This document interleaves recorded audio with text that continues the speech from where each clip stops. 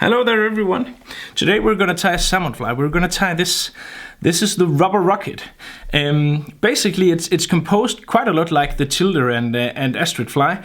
It has 3 hackles and some weight, but what sets this fly out from the others is the 4 rubber legs.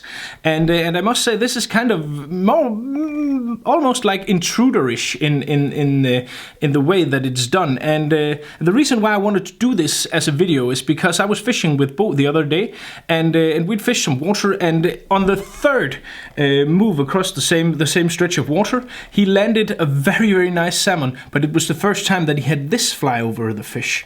So and he was fishing behind me. So I was gonna tie some from my box because this in general has a different color scheme than the other flies. I like the black here and the yellow, but I wanted to tie some of these for my box because I was really impressed by how it looked in the water, and also Bo caught another salmon on this the day after. So I was gonna tie some from my box anyway, and I thought why not share this fly with the world, because it deserves to. It really looks awesome in the water, and I'm gonna use this fly for, you know, the tricky days where perhaps you have been fishing with the flies that you normally use and stuff like that, and if none of that happens, then this could be the joker that makes or breaks the day. So I'm gonna have some of these rubber rockets in my box from now on, now I'm going to show you how to tie it. And of course, you can buy the full material kit and stuff like that for this fly on my web shop. It's called Nordic Anglers. So swing by the shop or stay tuned and see the full fly being tied. Okay, hello there everyone. So today we're gonna do this. I talked about this short in the introduction. It's called the rubber rocket. It's one of my very good and very old friends, Bo Frier, who invented this fly, and after he fished not that long with the fly, it had not touched the water for a very long time. Then he hooked a very nice salmon. Not only that, but he caught that salmon in the tailwater from me. So I had been fishing the water that he came behind me, and then he landed a 10-kilo salmon on this one. And the day after that, he caught yet another very nice salmon on this pattern as well. So that got me quite interested in this pattern, and I decided I want this in my box. So I decided to do a video tutorial about it because I really like the look of this fly, and I'm very certain that this will catch a lot of fish. But also I think it's a very nice addition to my Danish salmon fly box, because this really stands out from the flies that I've been using most, which is the Tilder and the Astrid and also the horse sock. This adds something new with the rubber legs, and also it's black, so it's something different to try. And a lot of the times on days when you've tried, you know, the usual suspects, it's nice to have something that is completely different.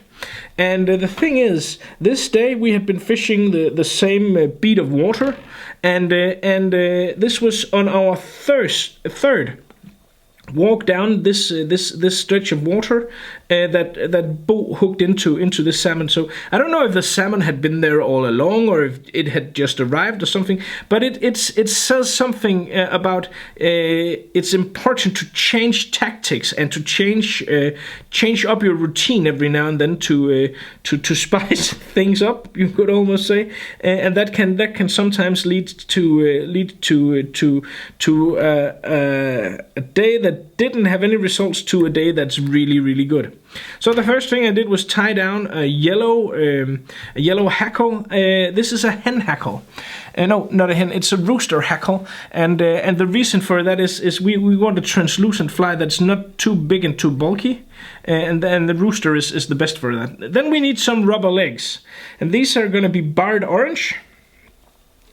And these are, of course, the one of the main elements of this fly, because they add a tremendous amount of life, and they're just in the face of the salmon. So that's one of the reasons why I think Bo liked this fly from the get-go is of course these rubber legs.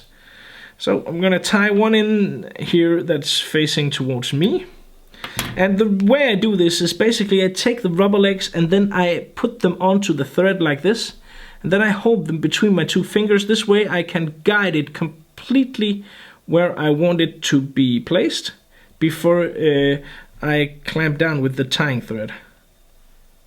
I turned it the wrong way, but that can be sorted, of course. Take another one here, place it underneath. You want these in 90 degrees angles from one another, so they're going to be evenly distributed all the way around the tube here. And then the last one, like that. Perfect. So now I have the 4 rubber legs. You can see here on the, oh, not on that one has caught a lot of fish, so that's a bit mangled. But you can see here how they're all the way around. Okay, I'm gonna cut off the stumps, and then we need to add a bit of flesh. And a crystal flesh is nice for this type of fly, so you can use a pearl or an orange one. I'm gonna have 3 strands on top and 3 strands below. And basically I do it exactly the same as with the rubber legs. I take it, I fold it around the thread, so now I can move it on the thread exactly where I want it to be placed. And I want these 3 to be here on top.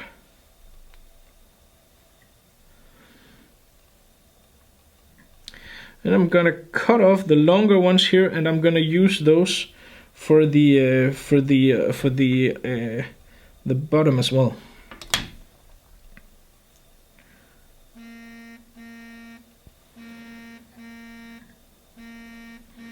And now someone is calling me. I'm sorry about that. Just gonna put my phone away. Sorry about that. I added the 3 strands to the underside of the fly as well. And then I'm just gonna add some tying thread here. So now we need to make the body. We also need to tie in a rib. And the rib is gonna be gold. It's gonna be oval gold. It's not gonna be that big, but it's gonna look nice on the fly. So we add that. And I tied that in the same way I did with the rubber legs and all of that.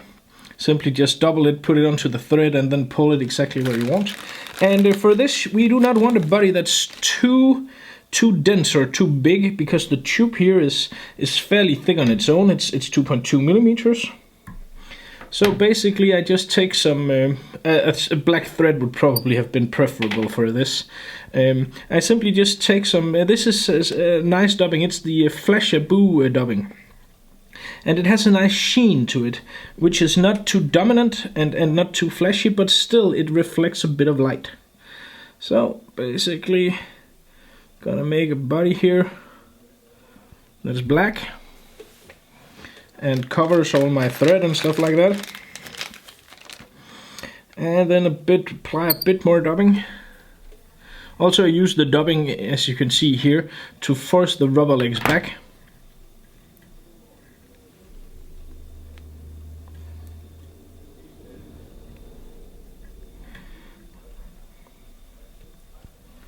That's it. That's where it's supposed to be. And then I take my rib and I apply a lot of pressure with the rib here to force the dubbing down, to make the dubbing, again, to ensure that this is not too bulky. Fasten the rib, and now we need a black hackle. Again, I am going to use a rooster hackle for this.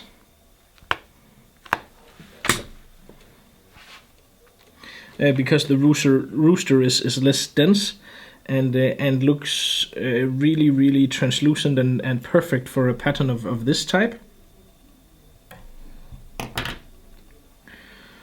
Fold the hackle back before I turn it. There we go.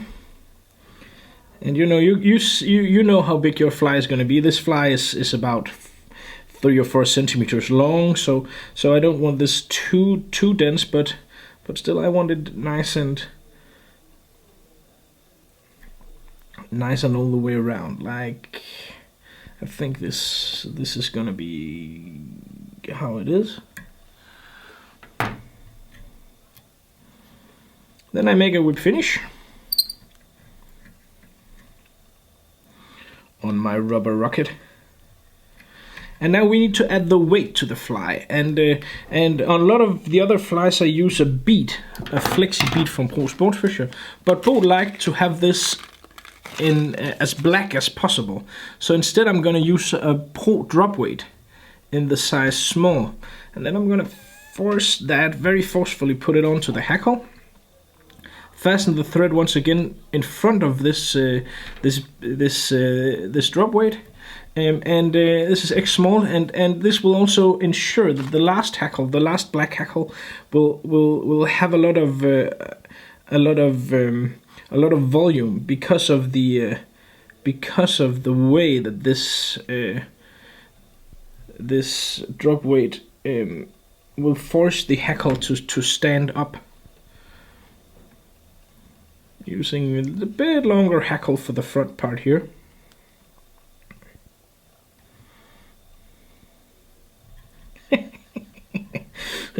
Yeah, it looks a bit peculiar, this fly, but you can't argue with the results, you know.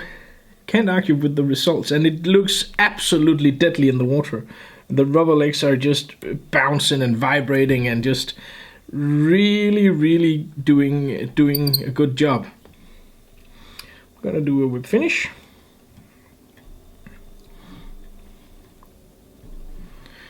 Cut away the thread. I have a small hackle stem left here, so I'm gonna cut that off as well. Then I'm gonna take my saber gap, apply the saber gap, and then finish this off with a cone head, an all black Pro Sportfisher cone head as well. Oh, there was two. We only need one. Push that all the way up there, and there we have it. You can brush out a bit of the dubbing if you like, to give it a bit more translucent look and feel to it here down in the back here. Brushing out a bit of the dubbing.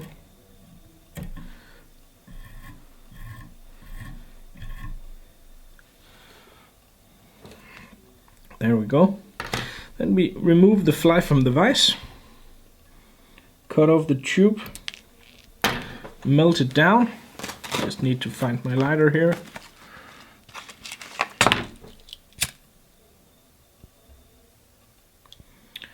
There we go.